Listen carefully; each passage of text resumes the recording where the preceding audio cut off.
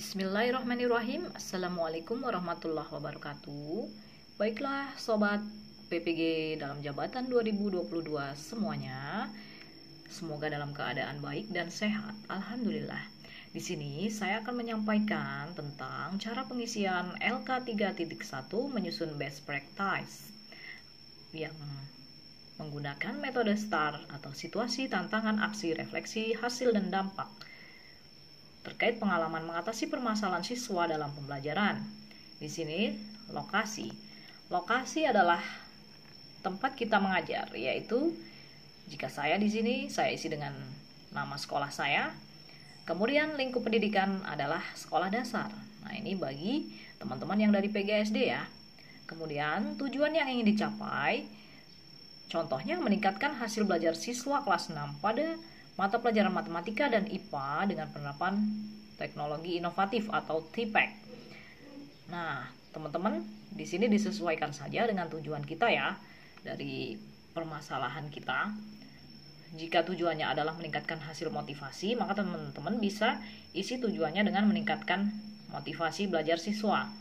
Nah, kemudian untuk penulis di sini diisi dengan menggunakan nama kita atau nama guru. Tanggal di sini kita isi tanggal pelaksanaan PPL kita. Bisa tanggal akhir siklus kita untuk siklus 2. Kemudian situasi di sini. Situasi adalah kondisi yang menjadi dasar atau menjadi latar belakang masalah kita. Jadi kita bisa menjelaskan latar belakang masalah kita. Misalnya, peralihan dari pembelajaran daring ke pembelajaran luring membuat hasil belajar siswa menurun dan semakin rendah, khususnya pada mata pelajaran matematika dan IPA di kelas 6. Nah, ini sebagai contoh punya saya, baik dalam literasi maupun numerasi. Pembelajaran daring menyebabkan banyak perubahan sikap peserta didik yang berdampak pada pembelajaran. Oleh karena itu, siswa merasa bosan pada saat pembelajaran di kelas yang dikarenakan, nah, kita lihat lanjutannya di sini. Oke. Siswa menjadi bosan pada saat pembelajaran di kelas yang dikarenakan siswa sudah terbiasa ya bermain di rumah dengan temannya pada saat pembelajaran daring. Tidak sedikit siswa yang mengerjakan tugas daring di sore atau malam hari dibandingkan dengan di pagi hari sebagai waktu yang efektif untuk belajar. Perubahan-perubahan ataupun masalah-masalah yang terjadi antara lain. Yang pertama, rendahnya hasil belajar siswa kelas 6 pada mata pelajaran matematika materi bilangan bulat. Misalnya. Kemudian yang kedua, rendahnya hasil belajar siswa kelas 6 pada mata pelajaran IPA materi rangkaian listrik paralel. 3. Sering mengobrol pada saat pembelajaran. 4. Malas mengikuti pembelajaran. 5. Malu mengungkapkan pendapatnya saat berdiskusi ataupun presentasi. Kemudian 6. Ingin cepat pulang saat pembelajaran di sekolah. Kondisi ini diperburuk lagi dengan kurangnya pemanfaatan media ajar dan model pembelajaran inovatif yang digunakan oleh guru. Jika kondisi buruk ini tidak segera diatasi dengan solusi-solusi yang tepat, maka kedepannya akan bertambah serius lagi. Kemudian kolom yang berikutnya adalah tantangan. Di sini saya akan berikan sedikit penjelasan. Ya. Setelah dilakukan identifikasi masalah dengan refleksi diri, mencari kajian literatur yang sesuai wawancara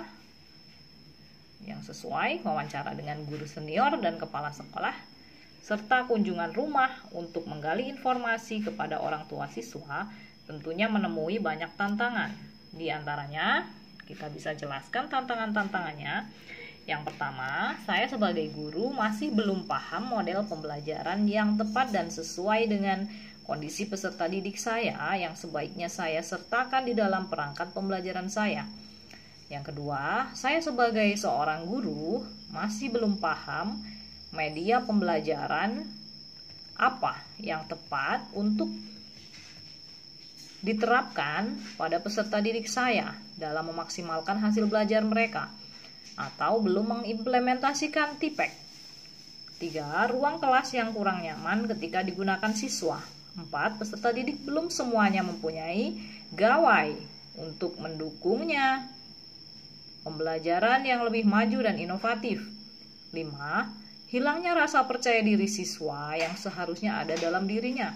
6. Rendahnya motivasi siswa untuk mengikuti pembelajaran sehingga rendah hasil belajarnya. 7. Orang tua yang sibuk dengan pekerjaan dan tidak meluangkan waktu untuk mendampingi siswa belajar di rumah. Sehingga pihak-pihak yang terlibat dalam hal ini diantaranya adalah, nah di sini kita sertakan juga pihak-pihak yang terlibat. Yang pertama, guru, saya sendiri, yang mana pemilik ide dari solusi-solusi pembelajaran yang sekaligus sebagai fasilitator peserta didik. Yang kedua, peserta didik saya, siswa kelas 6, yang mana sebagai objek perbaikan hasil belajarnya. Yang ketiga, kepala sekolah sebagai pihak yang mendukung pelaksanaan pembelajaran. Ya.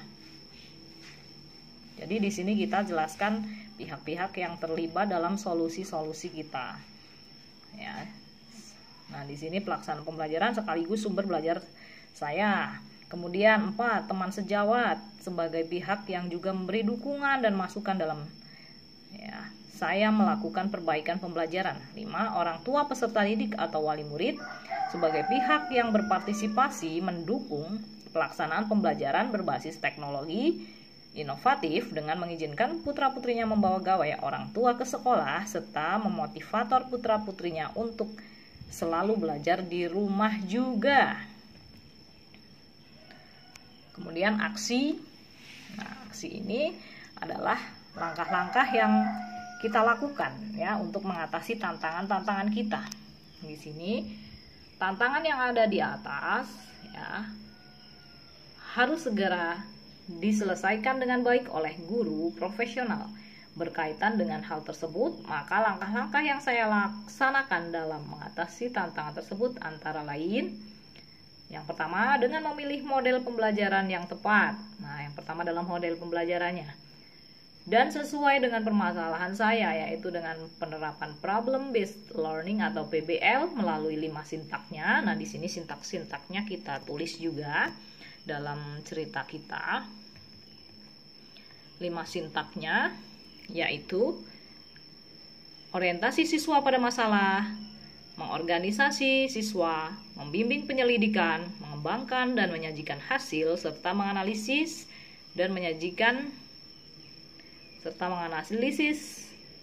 dan evaluasi masalah.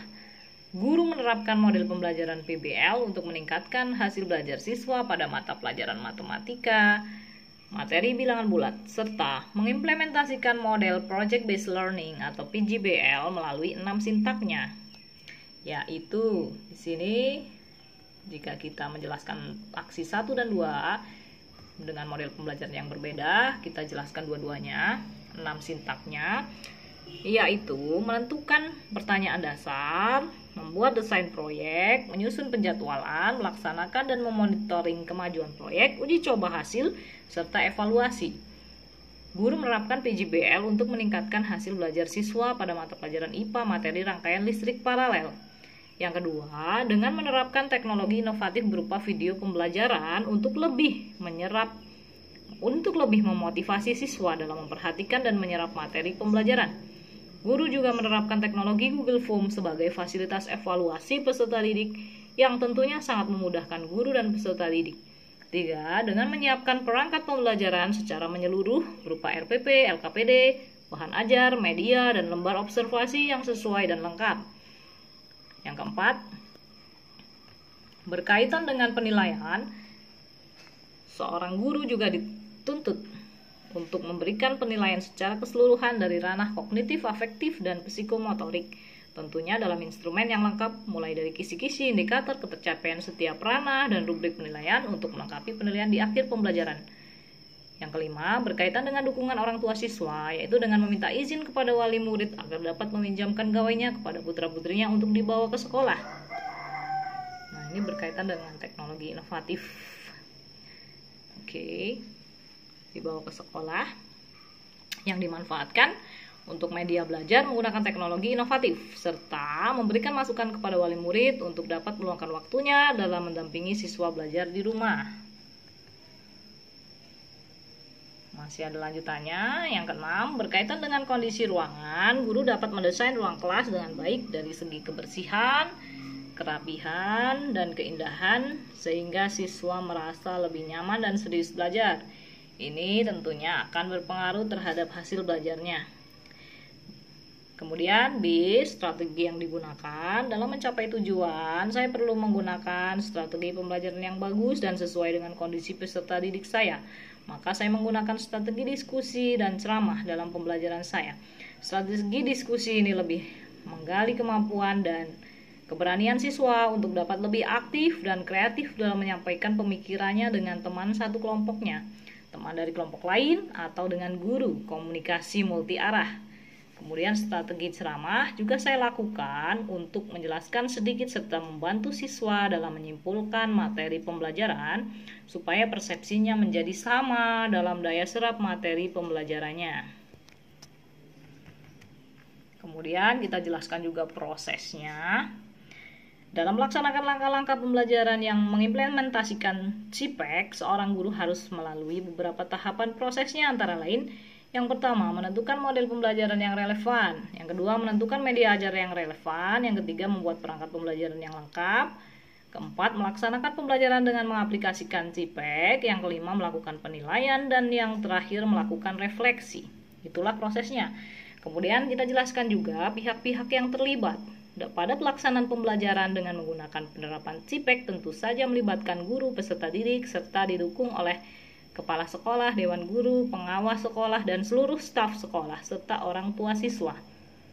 Kemudian dijelaskan juga untuk sumber daya, ya, sumber daya yang diperlukan dalam pembelajaran kita. Di sini dalam melaksanakan pembelajaran berbasis teknologi inovatif atau penerapan TPEK, tentunya guru membutuhkan fasilitas atau media-media elektronik seperti laptop, proyektor, sound system, dan handphone untuk melaksanakan pembelajaran. Selain media elektronik, guru juga memerlukan media manual seperti alat peraga manual kartu bilangan positif dan negatif. Ini contohnya untuk matematika pada materi bilangan bulat, ya. Untuk pembelajaran matematika, serta kertas untuk bahan membuat LKPD cetak. Pada pembelajaran IPA yang menggunakan model PJBL, guru dan peserta didik membutuhkan sumber daya sebagai alat dan bahan dalam menghasilkan proyek, yaitu, nah, kita jelaskan juga sumber daya atau bahan-bahan yang kita gunakan dalam pelaksanaan proyek pembelajaran kita. Yang pertama, kabel kecil. Yang kedua, styrofoam. Yang ketiga, bolam. Keempat, baterai. Kelima, dudukan baterai. Keenam, saklar. Dan yang terakhir, isolasi atau klaster. Kemudian sampai pada refleksi, hasil dan dampak. Kita jelaskan hasil dan dampak dari pembelajaran kita. Hasil dan dampak dari penerapan model pembelajaran PBL dan PJBL yang dipadukan dengan media ajar video pembelajaran sebagai bentuk implementasi teknologi inovatif membuat siswa lebih bersemangat sehingga meningkatkan hasil belajar siswa. Nah, di sini kesimpulannya, dengan menggunakan model PBL dan PJBL ini, siswa lebih mudah menyerap materi pembelajaran daripada menggunakan model pembelajaran konvensional. Di sini kita jelaskan pembandingnya. Terlihat dari ketercapaian indikator keaktifan dari sebelum penggunaan model PBL dan PJBL. Demikianlah, terima kasih. Semoga